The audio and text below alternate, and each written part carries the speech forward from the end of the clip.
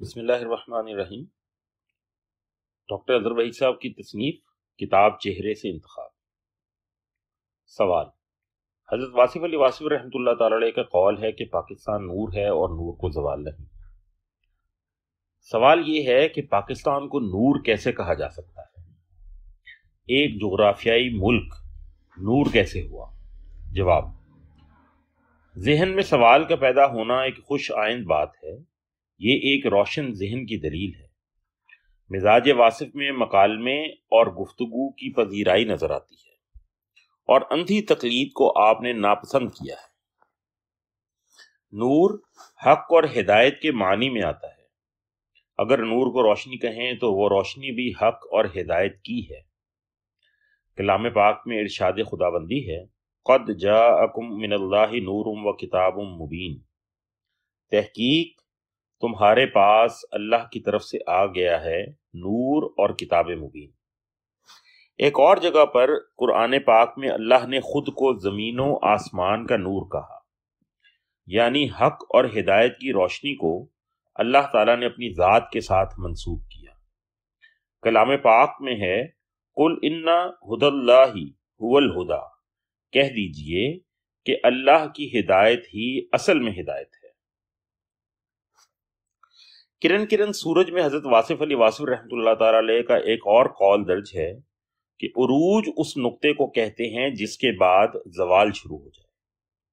نور کا اشارہ چونکہ ذات حق کی طرف ہے اور حق میں ارتقاء نہیں ہے، اس لیے راہ حق کے راہی کو ایسا کوئی مقام درپیش نہ ہوگا جسے وہ ختمی عروج جانے اور جس کے بعد اس کی تنزلی کا سفر شروع ہو جائے۔ نور، حق اور ہدایت صرف ایک نقطے کا نام نہیں، بلکہ ان سے متعلقہ تمام اشغال، افعال اور صفات یعنی ایٹریبیوٹس ہیں جنہیں شاعر اللہ کہا جاتا ہے۔ یہ سب نور ہدایت میں شامل ہیں۔ شاعر حق حق کا لازمہ ہے، پارٹ اینڈ پارسل ہیں۔ مراد یہ ہے کہ جس طرح نور کو زوال نہیں، اسی طرح نور کے شاعر بھی زوال کے کلیے سے مستثنی ایگزمپٹڈ ہیں۔ پاکستان کہنے کو ایک جغرافیائی خطہ ہے، لیکن یہ اپنی حیت کے اعتبار سے شاعر اللہ میں شامل ہے۔ جس طرح مسجد کے لیے مخصوص قطع زمین شاعر اللہ میں شامل ہو جاتا ہے، اسی طرح یہ قطع اراضی ہم نے کلمے کے نام پر حاصل کیا ہے۔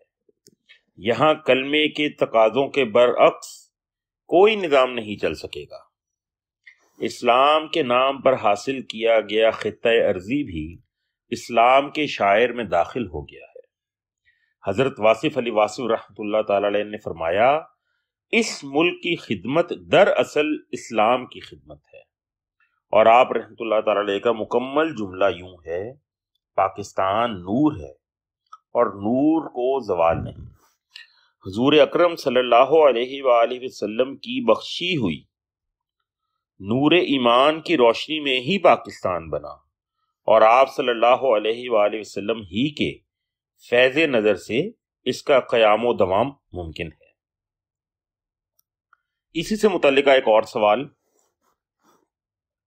پاکستان نور ہے اور نور کو زوال نہیں، تو سقوط بنگلہ دیش کیوں ہوا؟ پاکستان کیوں ٹوٹا؟ جواب: یہاں سیاسی وجوہات زیر بحث نہیں، لیکن یہاں ہم فطری اصولوں پر بات کریں گے۔ کسی واقعے کے وقوع پذیر ہونے کے لیے سیاسی وجوہات سے بہت پہلے کچھ کائناتی اصول کار فرما ہوتے ہیں۔ سیاست ان کے اظہار کا ایک ظاہری ذریعہ بنتی ہے۔ ہم فطری اصولوں پر بات کرتے ہوئے آپ کو بتا رہے ہیں کہ پاکستان کا قیام کلمہ طیبہ کی بنیاد پر ہے۔ کلمہ طیبہ کلمہ توحید ہے۔ توحید کا ایک مفہوم یہ ہے کہ مسلمان اپنی لسانی، نسلی اور نسبی عصبیتوں کو ترک کرتے ہوئے خود کو قوم رسول ہاشمی قرار دیں، یعنی کثرت کا انکار اور وحدت کا اقرار۔ وطن پرستی، نسل پرستی، بلکہ خود پرستی کا انکار اور خدائے واحد کا اقرار۔ قسمتی سے ہمارے بنگالی بھائیوں نے اپنے جغرافیائی خطے کی شناخت کلمہ توحید سے جوڑنے کی بجائے دوبارہ اپنی لسانی اور نسلی عصبیتوں کے ساتھ جوڑنے کی کوشش کی، اور قائد اعظم رحمۃ اللہ تعالی علیہ کی زندگی ہی میں بنگالی زبان کے حوالے سے تعصب کا بھرپور مظاہرہ کیا۔ بوجوہ وہ کلمہ وحدت کے لیے قائم وطن کی خاطر اپنی زبان کی قربانی نہیں دے سکے۔ اگرچہ اپنی لسانی عصبیت برقرار رکھنے میں وہ بتدریج کامیاب بھی ہو گئے، لیکن بحیثیت مسلمان وہ ناکام ہو گئے۔ مسلمانان ہند نے اپنی اپنی علاقائی عصبیتوں کی نفی کرنے کے بعد پاکستان حاصل کیا تھا۔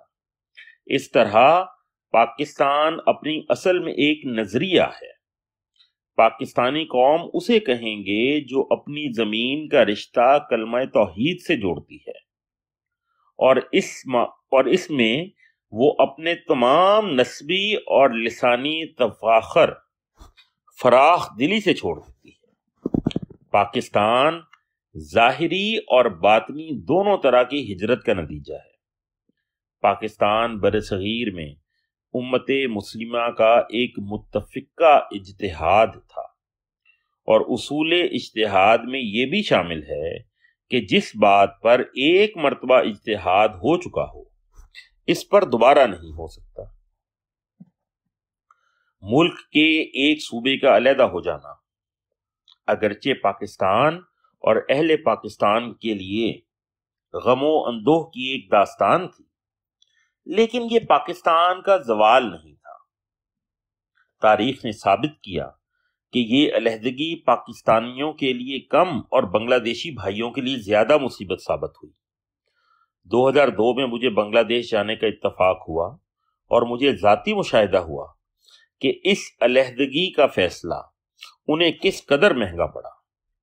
ان کے بزرگ اور ذی فہم دانشور ہندوستان کے ہاتھوں اپنی بے توقیری کی داستانیں غم سناتے رہے۔ ہندوستان نے 1971 کے بعد بنگلہ دیشی مسلمانوں کا جس درجہ استحصال کیا، وہ آپس میں ایک دوسرے کو بتاتے تھے کہ مغربی پاکستان والوں کی طرف سے استحصال تو اس کا عشر اشیر بھی نہ تھا۔ مزید یہ کہ جس طرح انسانی وجود کا ایک حصہ اپنے اصل کے ساتھ نہ رہ سکے تو اسے علیحدہ کر دیا جاتا ہے، کہ اس کا جسد کے ساتھ چپکے رہنا پورے وجود کی سلامتی کے لیے خطرہ بن جاتا ہے۔ اسی طرح توحید کے نظریے سے منسلک ہونے کے بعد، یعنی پاکستان کا حصہ بننے کے بعد، اگر کوئی اس کی اساس کا منکر ہو جائے گا تو اس کا علیحدہ کر دیا جانا قدرت کا فیصلہ ہے۔ تاہم اگر میرا ایک بازو کٹ جاتا ہے تو میرا نام، کام اور کلام تب بھی اظہر وحید ہی رہے گا۔ مجھے زوال تو اس وقت لاحق ہوگا جب میں اپنے نام سے منسلک کام اور کلام کو ترک کر دوں، ڈسون کر دوں، اس سے منکر ہو جاؤں۔ اسی طرح پاکستان ایک نام ہے، اور اس نام سے منسلک ایک نظریہ ہے، اور یہ نظریہ توحید ہے، اور اس نظریے سے منسلک عوام ہے۔ جب تک یہ عوام و خاص اس نظریے سے قولاً فعلاً منسوب رہیں گے، زوال سے محفوظ رہیں گے۔ جس طرح مسلمانوں کی شکست اسلام کی شکست نہیں ہوتی، اسی طرح کسی مخصوص وقت میں پاکستانیوں کا زوال پاکستان کا زوال نہیں، کیونکہ پاکستان صرف ایک نسل تک محدود نہیں۔ کسی ایک نسل کی ناکامی آنے والی نسلوں کے ناکام ہو جانے کا نام نہیں۔ سقوط ڈھاکہ کے بعد اندرا گاندھی نے جب بڑے فخر سے کہا کہ 2 قومی نظریہ کو خلیج بنگال میں ڈبو دیا گیا ہے، عین اسی وقت 2 قومی نظریہ دوبارہ زندہ ہو رہا تھا۔ کس طرح؟ آئیے غور کریں۔ کائناتی اصولوں کا پیمانہ ہاتھ میں لیں اور دیکھیں۔ بنگالی زبان کے تعصب کے سبب اپنے کلمہ گو بھائیوں سے علیحدگی کا منطقی نتیجہ یہ ہونا چاہیے تھا کہ مشرقی بنگال یعنی بنگلہ دیش دوبارہ مغربی بنگال یعنی ہندوستان میں ضم ہو جائے، لیکن ایسا نہ ہوا۔ ایسا کرنا نہ تو ہندوؤں کو گوارا ہوا کہ درمیان میں کلمہ موجود ہے، اور نہ ہمارے روشن خیال بنگالی بھائیوں ہی کو خیال آیا کہ وہ کلمے کو چھوڑ کر اپنی لسانی اصل یعنی متحدہ بنگال میں جا ملیں۔ اس طرح ایک رنگ، نسل اور زبان کی سانجھ کے باوجود مسلمان بنگال اور ہندو بنگال ایک ملک نہیں بن پائے۔ آخر کیوں؟